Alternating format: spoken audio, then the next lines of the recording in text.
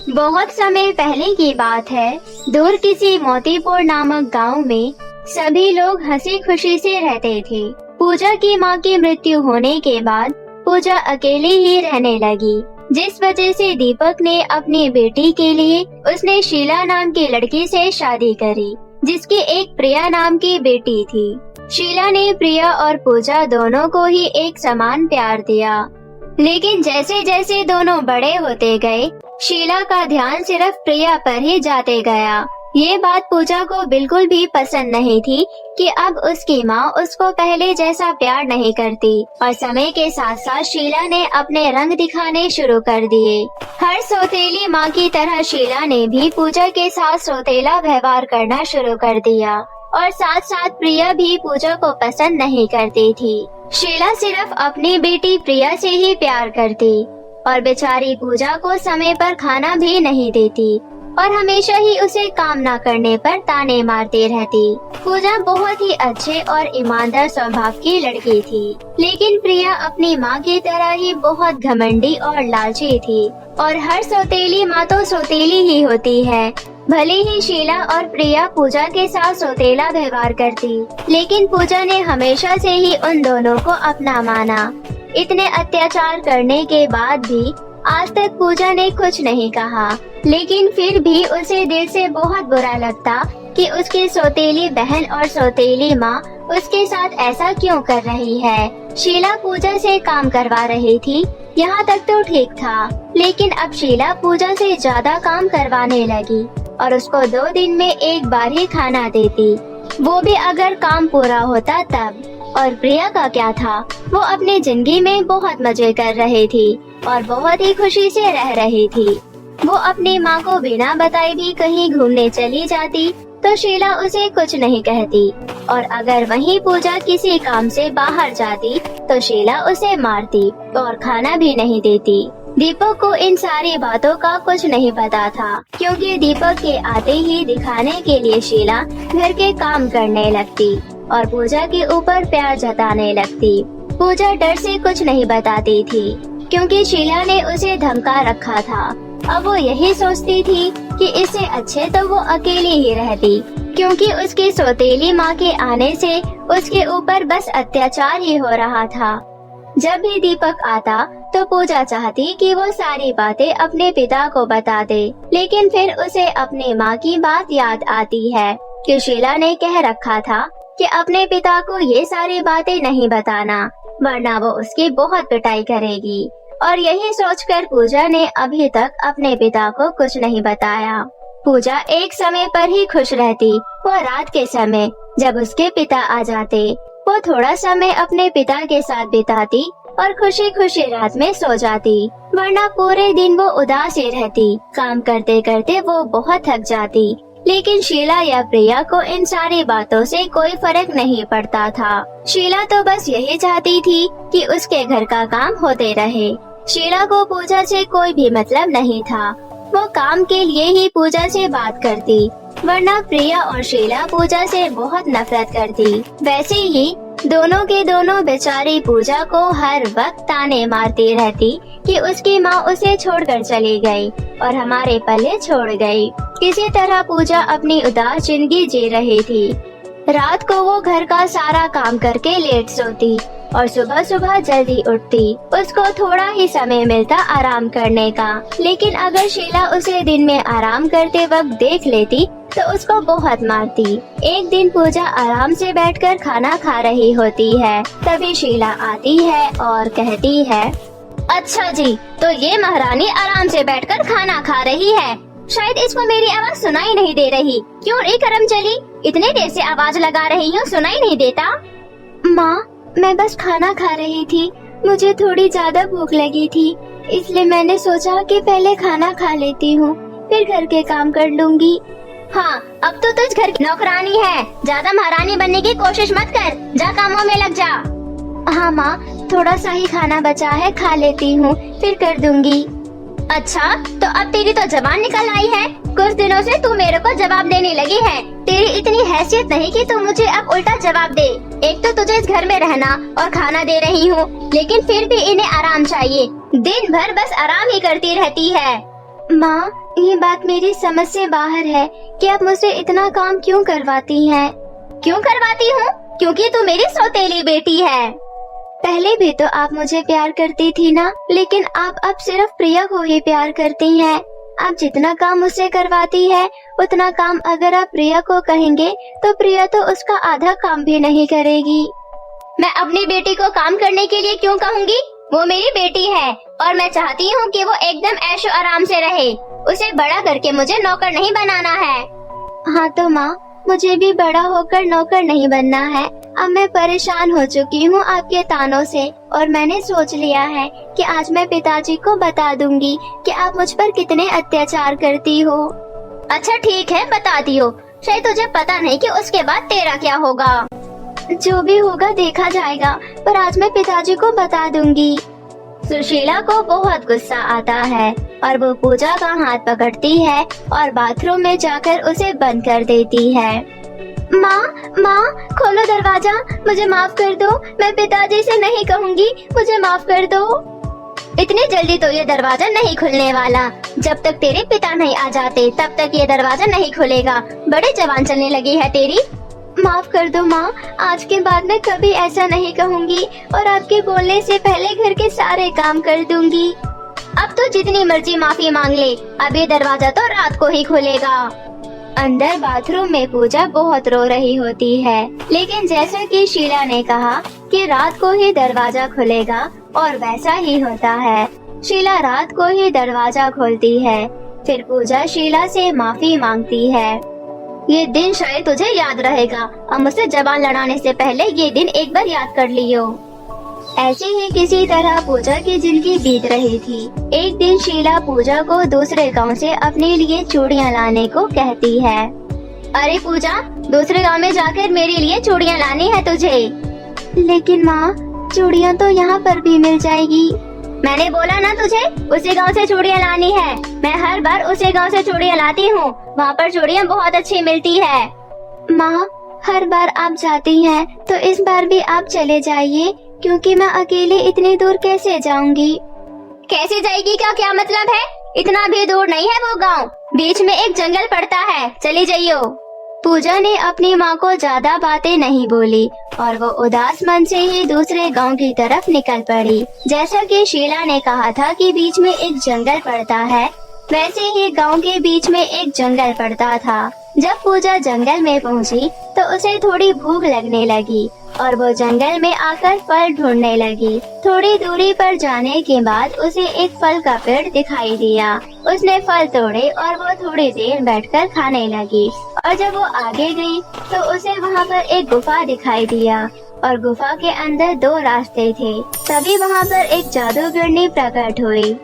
गुफा के अंदर जादुई 2 रास्ते हैं, एक अच्छाई का है और एक बुराई का। अच्छाई के रास्ते पर तुम्हें बहुत सारा ज्ञान और शक्तियाँ मिलेगी, लेकिन बुरे रास्ते पर तुम्हें बहुत सारा पैसा धन मिलेगा।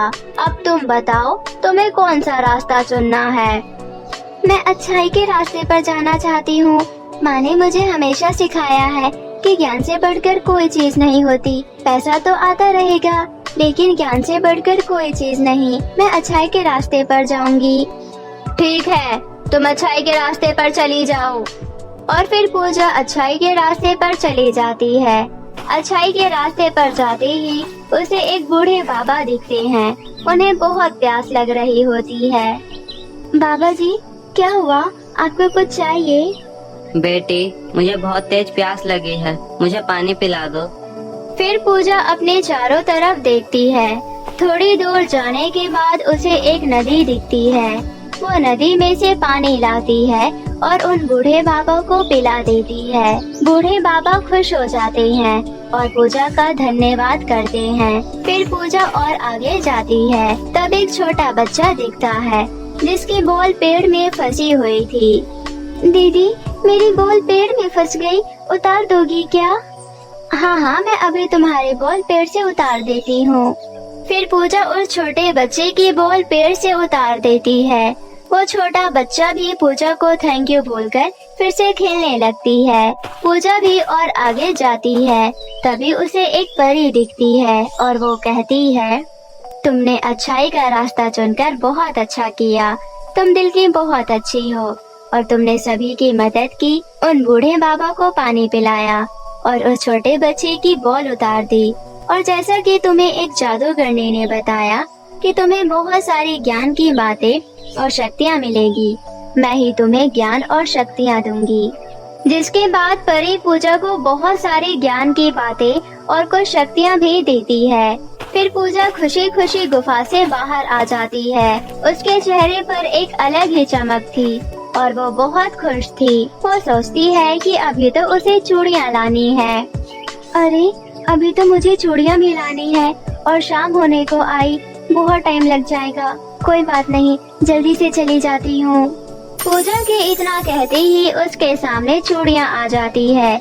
फिर उसे याद आता है कि परी ने उसे ज्ञान के साथ साथ जादुई शक्तियाँ भी दी है। वो बहुत खुश हो जाती है और जल्दी से चूड़ियाँ लेकर घर चली जाती है। पूजा के हाथों में चूड़ियाँ देख शीला उससे कहती है, अरे तू इतनी जल्दी चूड़ियाँ कहाँ से ले आई? माँ, आपने बोला था ना दूसरे गांव से चूड़ियाँ लानी है, तो मैं वहीं से लाई हूँ। अच्छा ठीक है, अब रात का खाना भी बनाना है, जाकर जल्दी बना दे। ठीक है माँ, मैं अभी खाना बना देती हूँ। फिर वो सोचती है, मेरे पास तो जादुई शक्ति है, जादुई शक्ति मेरे घर का खाना बना दो। और वो देखती है कि उसका सारा खाना बना हुआ है। वो खुश हो जाती है और ऐसे ही अब शीला जो भी कहती, पूजा तुरंत ही वो सारा काम खत्म कर देती। लेकिन शीला को ये बात समझ नहीं आ रही थी कि वो अब इतनी जल्दी काम कैसे कर देती है। और अब वो ज्यादा शीला से खाना भी नहीं मांगती, क्योंकि वो अपनी जादुई शक्तियों से ही खाना भी लाती थी और खा लेती थी। शीला को कुछ समझ नहीं आता। वो अपनी बेटी प्रिया को सारी बातें बताती है। अरे बेटी, प्रिया को कुछ दिनों से देख रही हूँ, ये लड़की घर का सारा काम कर लेती है और वो भी इतनी जल्दी। इसने आज तक इतनी जल्दी काम नहीं किया। हाँ माँ, और मैं भी देख रही हूँ इसके पास 2-3 नई फ्रॉक भी आ गई है। मुझे लगता है कुछ गड़बड़ है, हमें पता लगाना पड़ेगा।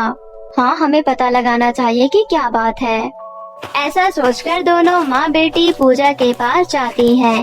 फिर शीला कहती है, पूजा अब सारी बातें सच सच बता दे। कुछ दिनों से देख रही हूँ तो घर के सारे काम जल्दी कर लेती है और तेरे पास अच्छे कपड़े भी है। बता फिर ये सब तू कैसे करती है? फिर क्या था, भोली भाली पूजा दोनों माँ बेटी को सारी बातें बता देती है। दोनों के ही मन में लालच आ जाता है। बेटी, तूने सुना ना, तू एक काम कर, तू भी उस गुफा के पास जा और तू इसमें बुराई का रास्ता चुनियो। ये लड़की तो पागल है जो कि ज्ञान की बातें सुनकर आई है। तो बुराई के रास्ते पर जाइयो और वहाँ से बहुत सारा सोना पैसा लेकर आइयो, फिर हम जल्द ही अमीर हो जाएंगे। माँ, लालच गलत बात है। बुराई के रास्ते पर जाने के बाद ऐसा ना हो कि प्रिया के साथ कुछ बुरा हो जाए। तुझसे किसी ने तेरी राय नहीं मांगी है। मेरी बेटी बुराई के रास्ते पर ही जाएगी और देखियो वो वहाँ से बहुत सारा सोना पैसा लेकर आएगी। तेरी तरह नहीं है वो, बेवकूफ कहीं की। फिर पूजा के बताए हुए रास्ते पर प्रिया चली जाती है और जिस तरह पूजा को जादूगरनी मिली थी, उसी तरह प्रिया को भी जादूगरनी मिलती है। और जादूगरनी ने उसे अच्छाई के रास्ते पर क्या होगा और बुराई के रास्ते पर क्या होगा वो सारी बातें बताती है। और प्रिया अपनी माँ के कहने पर बुराई के रास्ते पर चली जाती है। प्रिया सीधा बुराई के रास्ते पर जाने लगती है। बुराई के रास्ते पर जाते जाते उसे एक चुड़ैल मिलती है। मुझे पता है तुम बहुत सारा पैसा और सोना लेने के लिए आई हो, लेकिन उससे पहले तुम्हें इस कॉन्ट्रैक्ट पर अपने साइन करने होंगे। प्रिया तो लालच में बिल्कुल डूबी हुई थी। वो बिना पढ़े और बिना कुछ सोचे समझे उस कागज पर साइन कर देती है। चलो, तुमने इस पेपर पर साइन कर दिए हैं, अब तुम यहाँ पर खुदाई करो, फिर तुम्हें बहुत सारा सोना मिल जाएगा। और चुड़ैल के कहने पर प्रिया वहाँ पर खुदाई करने लगती है, लेकिन बहुत खुदाई करने के बाद उसे कुछ नहीं मिलता। अरे, खुदाई करते करते तो मेरे हाथ में दर्द होने लगा। यहाँ पर कुछ है भी या नहीं, या तो मुझे पागल बना रही हो? पागल तो तुम बन चुकी हो। तुमने बिना पढ़े इस पेपर पर साइन कर दिया। इसमें लिखा था कि तुम्हें अपना एक पैर मुझे देना होगा और कॉन्ट्रैक्ट के मुताबिक अब तुम्हें मुझे एक पैर देना ही पड़ेगा। नहीं नहीं, ऐसा नहीं हो सकता। मैं तुम्हें अपना पैर नहीं दूंगी। ये सारी बातें तुम्हें मुझे पहले बतानी चाहिए थी ना। तुम लालच में इतनी खोई हुई थी कि तुमने पढ़ा ही नहीं। पर ये तो तुम्हारी गलती है, इसमें मेरी कोई गलती नहीं। प्रिया मना करती रहती है, लेकिन फिर भी चुड़ैल प्रिया का एक पैर निकालकर अपने टूटे हुए पैर लगा देती है और खुश हो जाती है। फिर प्रिया वहाँ से उदास मन से आ जाती है और जब वो घर जाती है तो उसकी माँ देखती है कि प्रिया का एक पैर नहीं है। अरे बेटी, ये कैसे हुआ? माँ, उस चुड़ैल ने मेरे एक पैर ले लिया। मैंने कहा था ना माँ, बुराई के रास्ते पर जाने के बाद प्रिया के साथ कुछ बुरा जरूर होगा, और वैसा ही हुआ। लेकिन बेटी, हुआ क्या, मुझे बताओ। फिर प्रिया अपनी माँ को सारी बातें बता देती है, जिसके बाद दोनों को अपनी गलती का एहसास होता है और अब वो शायद जिंदगी में कभी लालच नहीं करते। सूरजपुर गांव में चांदनी अपनी सौतेली माँ कौशल्या और सौतेली बहन जूली के साथ रहती थी। चांदनी जब बहुत छोटी थी तभी उसके माता पिता का देहांत हो गया था। चांदनी की सौतेली माँ कौशल्या और उसकी सौतेली बहन जूली उस पर खूब अत्याचार किया करते थे। उससे घर का सारा काम करवाती और उसे ठीक से खाना तक भी नहीं देती थी। कौशल्या को सोने चांदी के गहने पहनने का बहुत ही शौक था। एक दिन कौशल्या की पड़ोसन सुषमा उसके घर आई। अरे ये देखो कौशल्या, मेरा नौलखा सोने का हार आज ही मेरे पति दुबई से लेकर आए हैं। सोची तुम्हें दिखा दूं, अच्छा है ना? अरे छोड़ो, तुम्हें क्या पता होगा इसके बारे में। अब तुम्हारे पति ने कहा तुम्हें ये सब दिया होगा। वो क्या है ना कि सबकी किस्मत मेरी जैसी थोड़ी ना होती है। अच्छा, अब मैं चलती हूँ। इतना बोलकर सुषमा वहाँ से चली जाती है, लेकिन सुषमा की कही हुई बातें कौशल्या को सुई की तरह चुभ जाती है। अरे समझते क्या है खुद को? पति ने एक हार क्या ला कर दे दिया? महारानी हवा में उड़ने लगी। अरे मेरे पास इससे भी महंगे महंगे पुश्तैनी गहने रखे हैं।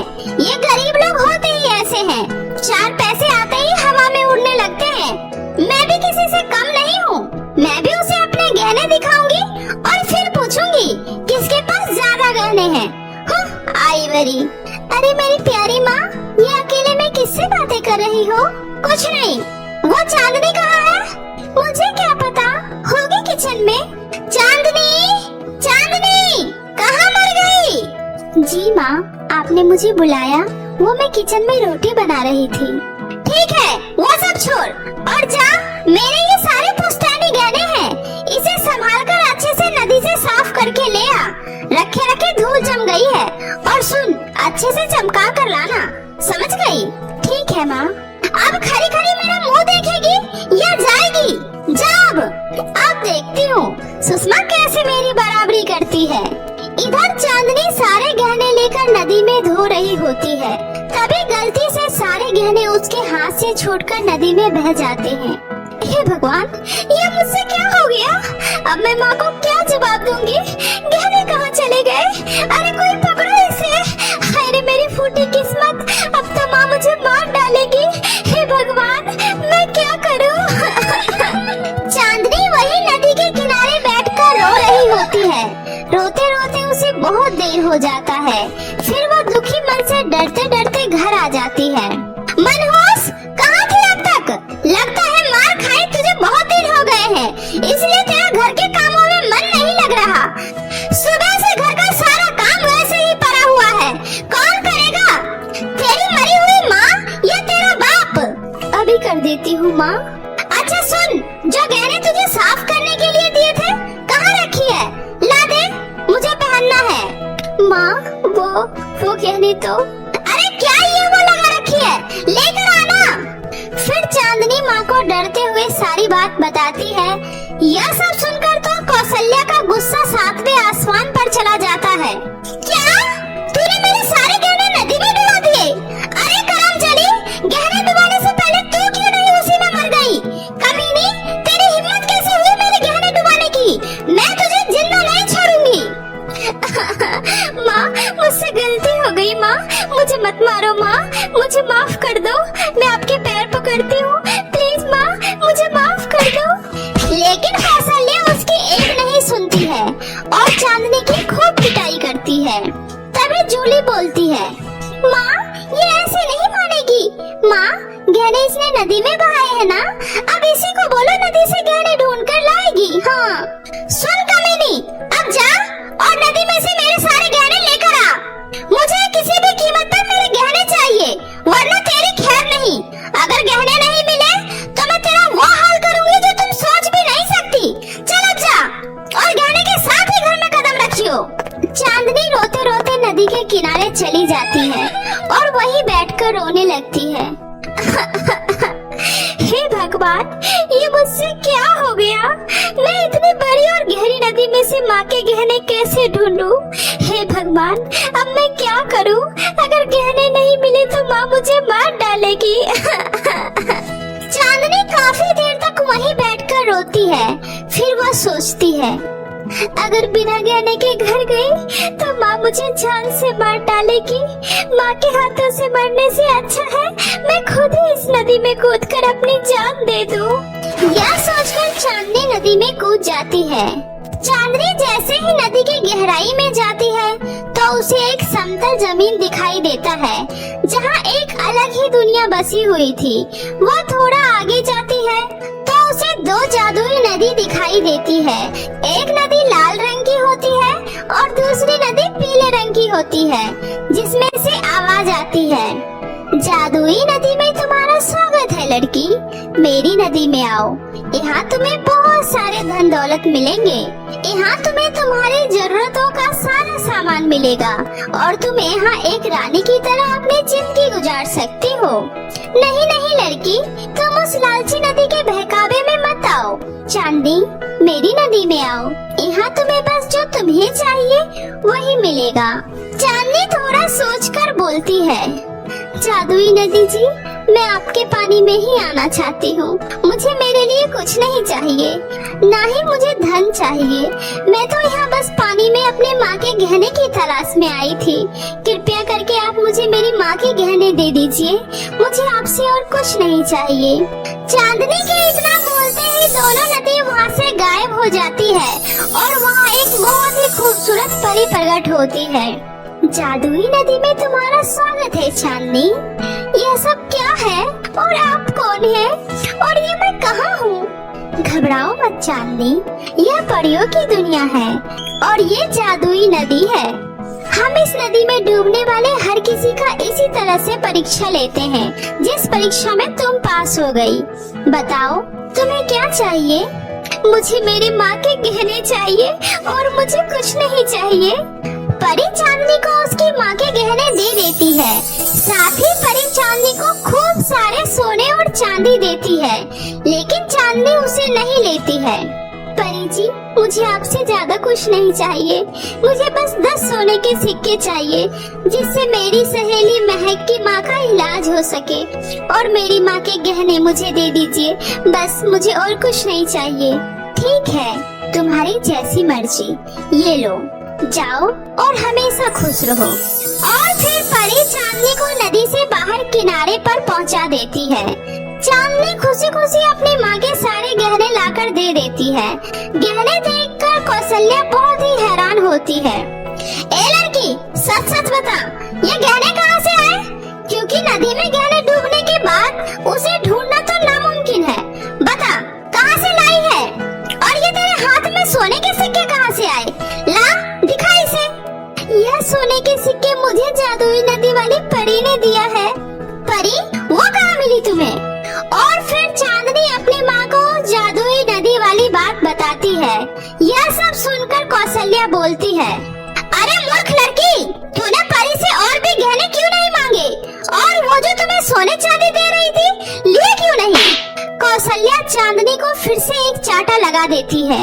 माँ, मैंने भी दादाजी से सुना था, उस नदी के अंदर एक जादुई दुनिया है जिसमें बहुत सारी जादुई परियां रहती हैं।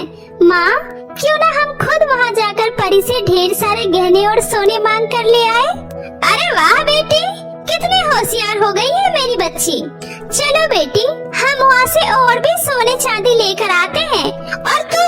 और सुन मरूज, हमारे आने से पहले घर का सारा काम खत्म हो जाना चाहिए, वरना मार मार कर तेरा कचूमर निकाल दूंगी। इतना बोलकर कौशल्या अपनी बेटी जूली के साथ उस नदी के किनारे जाकर दोनों नदी के अंदर छलांग लगा देती है। तभी वो दोनों जादुई परियों की दुनिया में पहुंच जाती है। थोड़ी दूर चलने के बाद उन्हें भी वहाँ 2 जादुई नदी दिखाई देते हैं। जादुई नदी में तुम्हारा स्वागत है, मेरी नदी में आओ, यहाँ तुम्हें जीवन का सारा सुख मिलेगा और यहाँ से तुम जितना चाहो उतना धन अपने साथ ले जा सकती हो। नहीं नहीं, उसकी बात मत सुनना, लालच में मत आना, मेरे पास आओ, मैं तुम्हें सही सलामत इस नदी से बाहर निकाल दूंगी और मैं तुम्हें बदले में 10 सोने के सिक्के दूंगी। मेरी नदी में आओ, मैं तुम्हें ढेरों सोना दूंगी। माँ, इस लाल नदी में चलते हैं, वहाँ से हमें खूब सारे धन दौलत मिलेंगे। इस बेकार सी नदी में जाने का क्या फायदा। और फिर दोनों माँ बेटी लाल नदी में चली जाती है। तभी वहाँ एक खतरनाक चुड़ैल आ जाती है और बोलती है, लालची औरत, अब तुम हमेशा के लिए मेरी गुलाम बन गई हो और इस लालची जादुई लाल नदी में कैद हो गई हो। अब से तुम्हें मेरी सारी बातें माननी होगी। मुझे खाना खाना बहुत ही पसंद है और अब से तुम दोनों माँ बेटी को मेरे लिए जिंदगी भर यहाँ रहकर खाना बनाना होगा।